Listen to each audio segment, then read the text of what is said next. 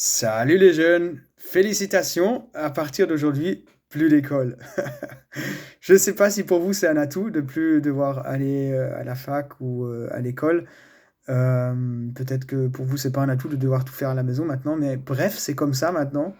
Et avec cette vidéo-là, j'aimerais vous donner trois pistes comment cette situation peut servir à Dieu et comment dans cette situation, nous en tant que chrétiens, on peut être un témoignage. Premièrement, suivons les consignes. Toute autorité est instaurée par Dieu. C'est ce que nous dit Romains 13. Et ça veut dire concrètement que toute autorité a le droit de donner des instructions qui comptent aussi pour notre vie en tant que chrétien.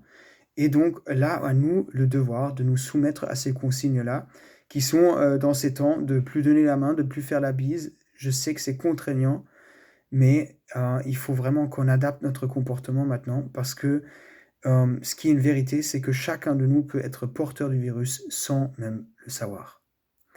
Les virologues ont expliqué que les symptômes de ce virus sont surtout pour les jeunes très très faibles parfois, ce qui veut dire qu'on peut même être porteur du virus sans le savoir. Donc vraiment, posons-nous vraiment la question, surtout quand on a une petite toux, on est malade, voilà, si c'est vraiment une bonne idée de se rapprocher trop des autres.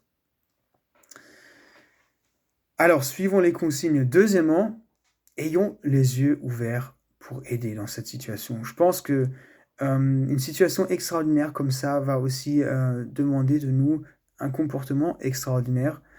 Hébreux 13, verset 16 nous dit « N'oublions pas de faire le bien et de nous entraider, car c'est à de tels sacrifices que Dieu prend plaisir. » Eh bien, oui, Dieu prend plaisir à nos sacrifices quand nous sommes prêts à aider, à servir. Et dans cette situation-là, des parents qui restent à la maison, des enfants qui restent à la maison, des parents qui doivent continuer à aller au travail, peut-être qu'on peut aider à garder les enfants, ou des anciens qui peuvent plus sortir pour faire les courses, peut-être faire les courses pour eux. Je pense que chacun de nous aura des occasions dans cette situation d'aider, qu'il n'a pas peut-être dans la vie normale. Eh bien, ayons les yeux ouverts et saisissons ces occasions-là pour glorifier Dieu à travers ça.